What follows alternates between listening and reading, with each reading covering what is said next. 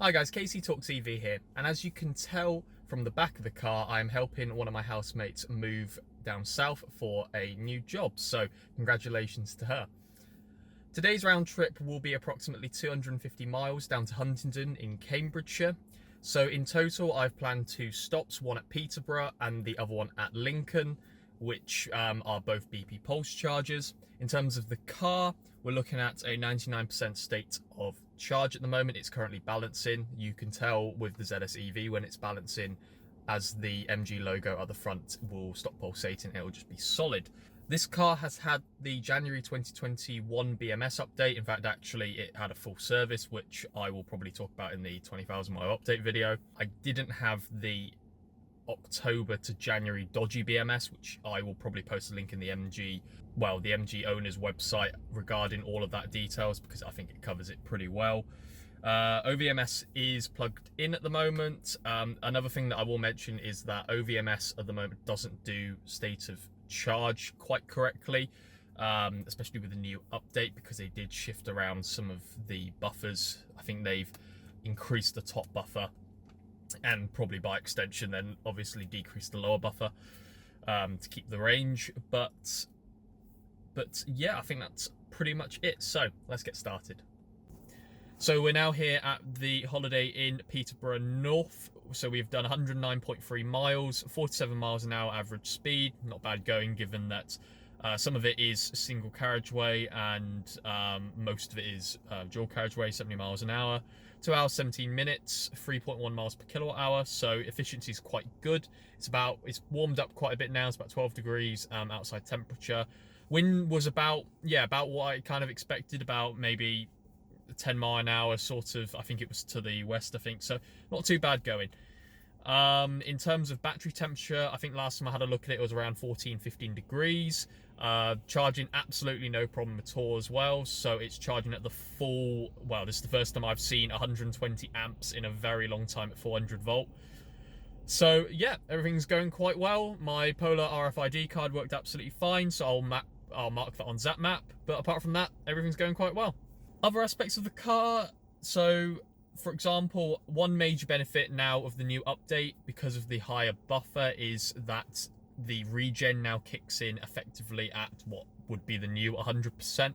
That's quite useful actually, purely because normally you're starting off in town, and having that regen at that particular point of time is really it's a lot more effective.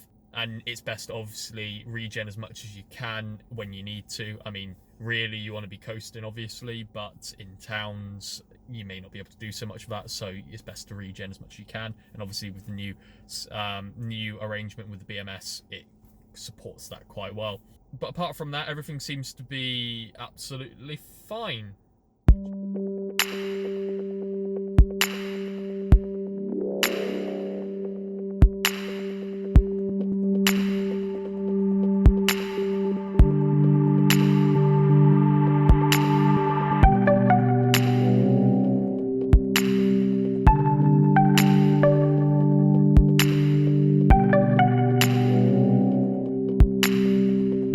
So we've arrived at the BP pulse point at the Holiday Inn Express in Lincoln.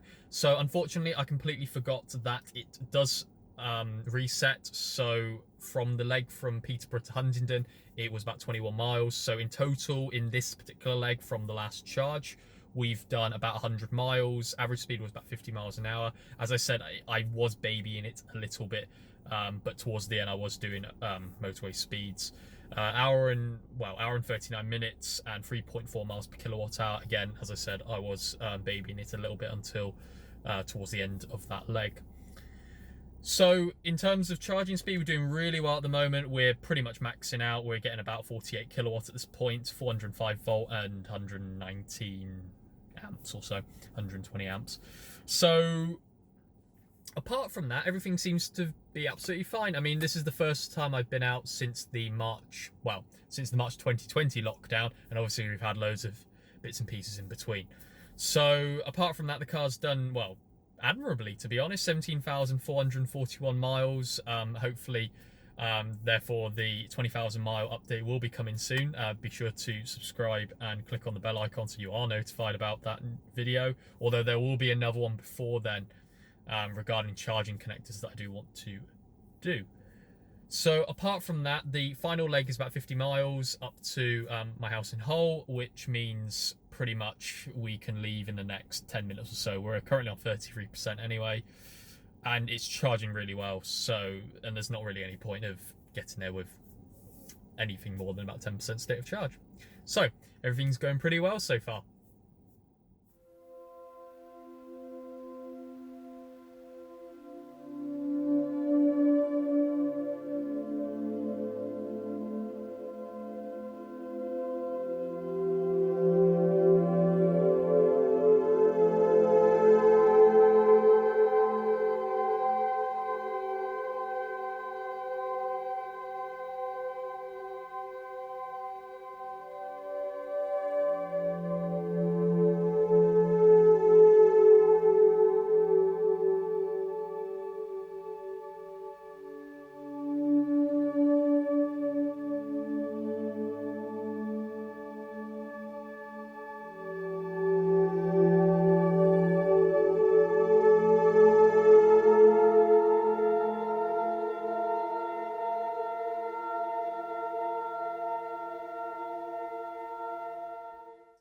So I've just arrived home, 49.6 miles, average speed 41 miles an hour and 11 minutes, and 3.3 miles per kilowatt hour.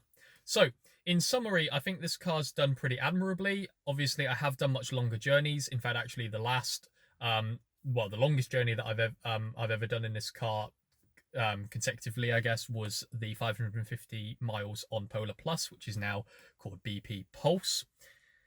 So realistically, I wasn't expecting any major concerns, really. I mean, I think at this point, I think it's kind of proven that this car is pretty good for that sort of distance journeys. You've just got to plan your charging stops and stop for the amount of time that you need to do.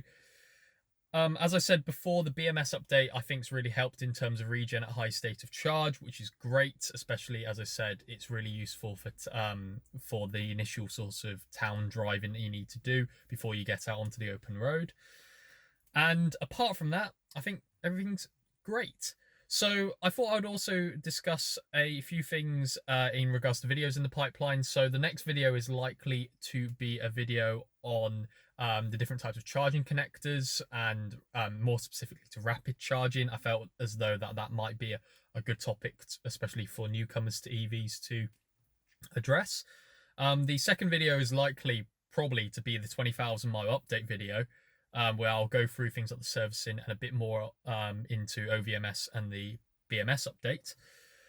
And finally, a couple things that I've been kind of getting into the pipeline is that I think it's been really well received on some of the review videos that I've done, especially with the MG5 review and range test. So I'd really love to do the same thing to other vehicles, because I feel as though hopefully useful to everyone.